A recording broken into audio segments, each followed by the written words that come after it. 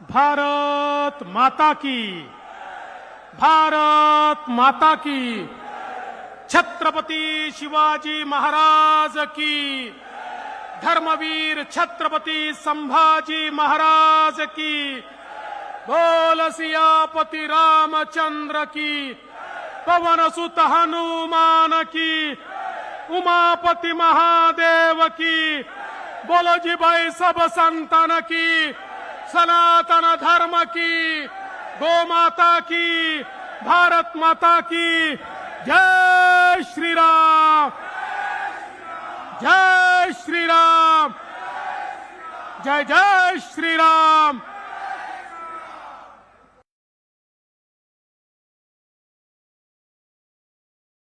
छत्रपती शिवरायांना मानाचा मुजरा करतो। भारतीय राज्यघटनेचे शिल्पकार भारतरत्न डॉक्टर बाबासाहेब आंबेडकर यांना मानवंदना अर्पित करतो। आजच्या नमो युवा महासंमेलनामध्ये मंचावर उपस्थित आपल्या सर्वांचे लाडके नेते, भारत सरकारचे मंत्री आदरणीय नितीनजी गडकरी, भारत सरकारच्या दुसऱ्या मंत्री आणि ज्यांनी राहुल गांधींना चारी मुंड्या चित केलं त्या आपल्या स्मृती इराणीजी,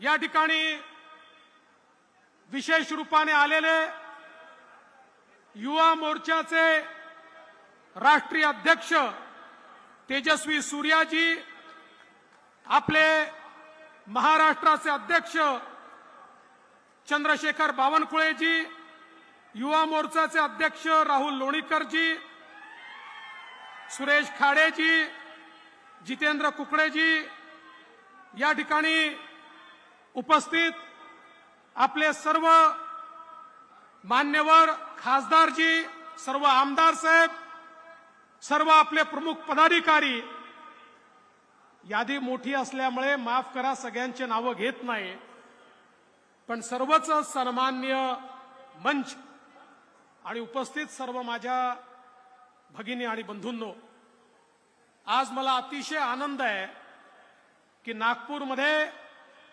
विदर्भातली आणि महाराष्ट्रातली युवा शक्ती पुन्हा एकदा नरेंद्र मोदीजींना देशाचं प्रधानमंत्री बनवण्याकरता संकल्प घ्यायला या ठिकाणी एकत्रित आली आहे। आणि आपला संकल्प काय आहे? अब की बार, अब की बार, अब की बार, हा संकल्प आमचे युवा नागपूरच्या भूमीतून घेणार आहेत। बंधू भगिनींनो, गेल्या 10 वर्षामध्ये या देशामध्ये जे परिवर्तन आपण बघितलं, मोदीजींना 400 पेक्षा जास्त जागा का द्यायच्या, पुन्हा नमो सरकार का आणायचं, अनेक कारण त्याची आहेत, पण खऱ्या अर्थानं 3-4 गोष्टी आपल्या समोर मी ठेवणार आहे। आपण बघा, या देशाला गरिबी हटावचे नारे इंदिराजींनी दिले, त्यानंतर काँग्रेसनी सातत्याने दिले, पण या देशातली गरिबी हटली नाही। एकदा तर राजीव गांधी असं म्हणाले की मी दिल्लीतून 1 रुपया पाठवतो, 15 पैसे शेवटच्या माणसाला मिळतात, 85 पैसे व्यवस्था खाऊन टाकते, त्यामुळे गरिबाचं कधीच कल्याण होत नाही।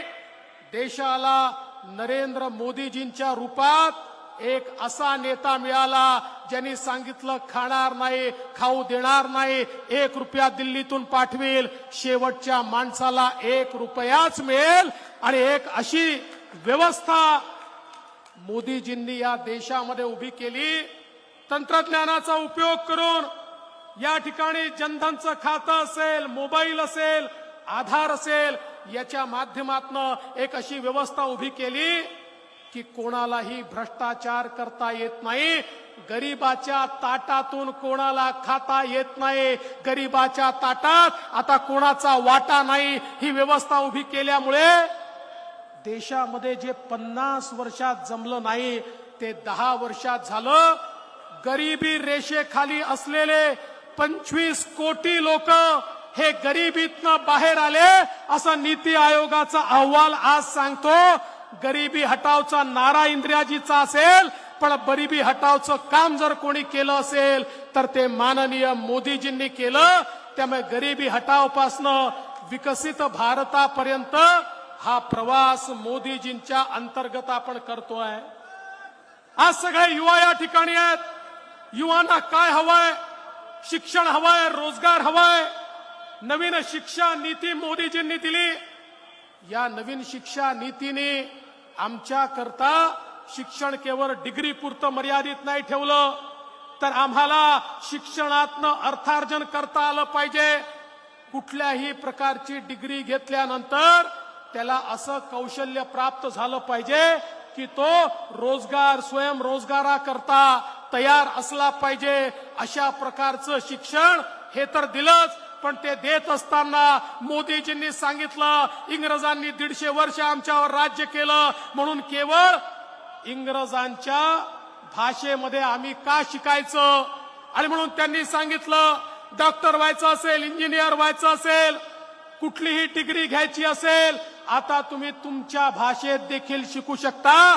पूर्वी एखाद्याला डॉक्टर किंवा इंजिनियर व्हायचं असेल तर इंग्रजीतच शिकावं लागायचं. आता मराठीत शिकणारा मराठीमध्ये MBBS ची डिग्री घेऊ शकतो, मराठीमध्ये इंजिनिअरिंगची डिग्री घेऊ शकतो, मराठीमध्ये MBA ची डिग्री घेऊ शकतो. आता भाषा हा त्या ठिकाणी भेद राहिलेला नाही. आणि हे सगळं करत असताना मोदीजींनी देशामध्ये एक नवीन चमत्कार केला. अर्थशास्त्री विचार करतायत की संपूर्ण दुनियेमध्ये मंदी असताना भारतामध्ये मंदी का नाही. भारताची अर्थव्यवस्था ही गेल्या 10 वर्षामध्ये 10व्या क्रमांकावरून 5व्या क्रमांकावर कशी आली. हा ज्यावेळेस अर्थशास्त्री विचार करतात, मोदीजींनी काय केलं. मोदीजींनी गरीबाला सक्षम करून अर्थव्यवस्था मोठी केली. करोडो घरं बांधले, अर्थव्यवस्था मोठी झाली. करोडो घरात पाणी पोचलं, अर्थव्यवस्था मोठी झाली. करोडो घरात लाईट पोचला, अर्थव्यवस्था मोठी झाली. आणि आता भारत येत्या काळामध्ये जगातली 3री सगळ्यात मोठी अर्थव्यवस्था होणार आहे.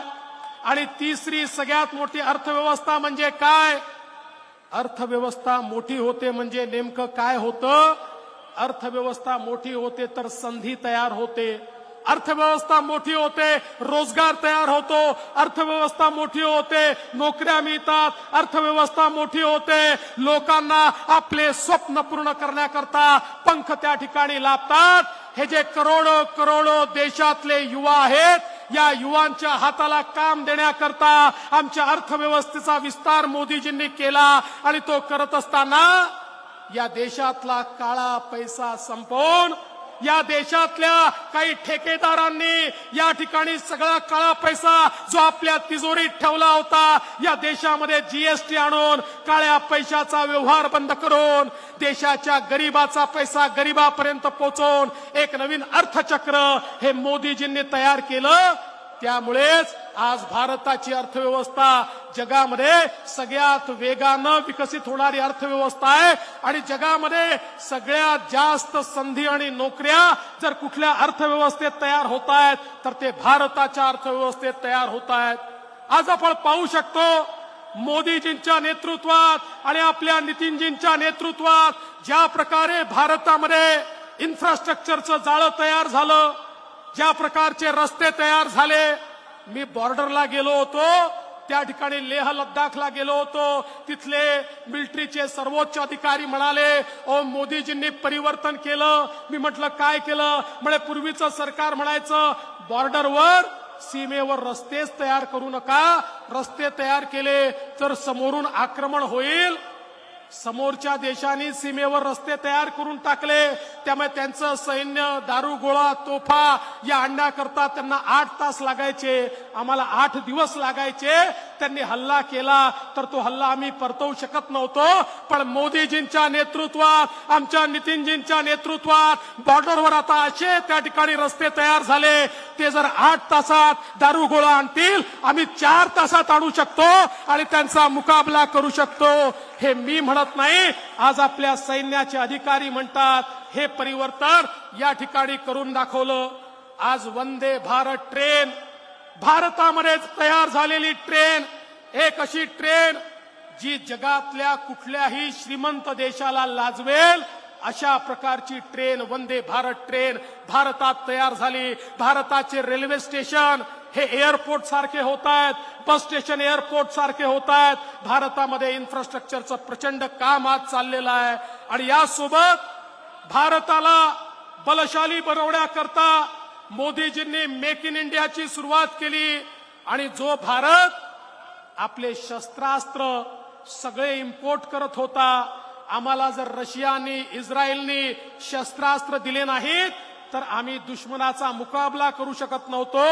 10 वर्षामध्ये शस्त्रास्त्र इम्पोर्ट करणारा भारत आज बलशाली झाला, आत्मनिर्भर झाला. आता भारताचे शस्त्रास्त्र भारत तयार करतो.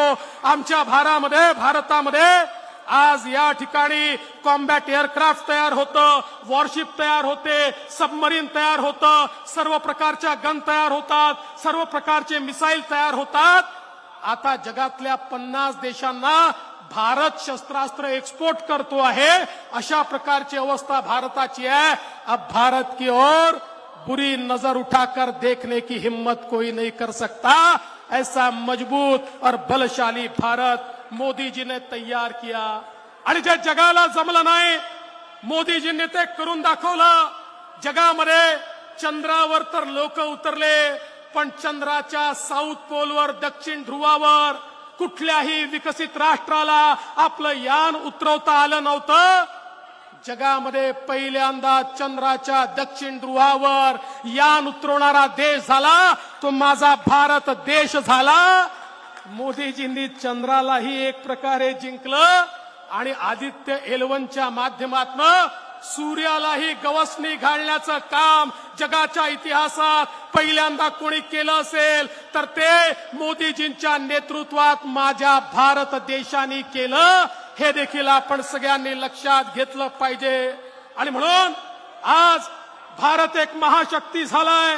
मोदीजींनी एक ग्लोबल लीडरशिप तयार केली आहे. G20च्या माध्यमातून जगभरातल्या देशांनी मोदीजींची नेतृत्व त्या ठिकाणी मांडलंय. आणि हे करत असताना एक शाश्वत अशा प्रकारचा विकास, एक सस्टेनेबल अशा प्रकारचा विकास मोदीजींच्या माध्यमातून चाललेला आहे. बंधू भगिनींनो, आपण सगळ्यांनी बघितलं कोविडच्या काळामध्ये वॅक्सिन मैत्रीच्या माध्यमातून जगभरातल्या 100 देशांना भारताने त्या ठिकाणी कोविडची लस दिली. त्या जगातले लोक वाचले. भारतातले 140 करोड लोक मोदीजींच्या लसीमुळे या ठिकाणी वाचले. त्यामुळे आता वसुधैव कुटुंबकमचं जे आमचं त्या ठिकाणी मंत्र होता, हा जगाने देखील या ठिकाणी मान्य केला. आणि 2047 साली विकसित भारताचं एक स्वप्न घेऊन आता मोदीजी निघालेले आहेत. आणि आपल्या सगळ्यांना मोदीजींना साथ द्यायची आहे. मी तुम्हाला एवढंच सांगण्याकरता आलो आहे, 2024 ची निवडणूक ही भाजपाच्या विजयाकरता नाही आहे. 2024 ची निवडणूक भारताच्या विजयाकरता है. भारताच्या. भाजपा नहीं, भारत को जिताना है. आणि जर पुन्हा एकदा मोदीजी या देशाचे प्रधानमंत्री झाले तर एक गोष्ट लक्षात ठेवा, मग भारताला कुठेही मागे वळून पाहावं लागणार नाही. पुढचे 5 वर्ष हे भारताचे असे 5 वर्ष आहे की या 5 वर्षात भारत अशा प्रकारे मजबूत बनेल की मग भारताकडे कोणी देखील आंख उठवून पाहू शकणार नाही. या भारताशी कोणी मुकाबला करू शकणार नाही. आणि तो जो बलशाली भारत असेल तो घडवण्याची संधी ही तुम्हाला सगळ्यांना मिळालेली आहे. आणि म्हणून तुम्हाला विनंती करतो, आता पुढचे 1 महिना 1.5 महिना केवळ देशाकरता द्यायचा आहे. पुढचा 1.5 महिना देशाकरता द्यायचा आहे. देशाकरता द्यायचा आहे. मोदीजींकरता द्यायचा आहे. बलशाली भारताकरता द्यायचा आहे. बोलो भारत माता की. भारत माता की, भारत माता की.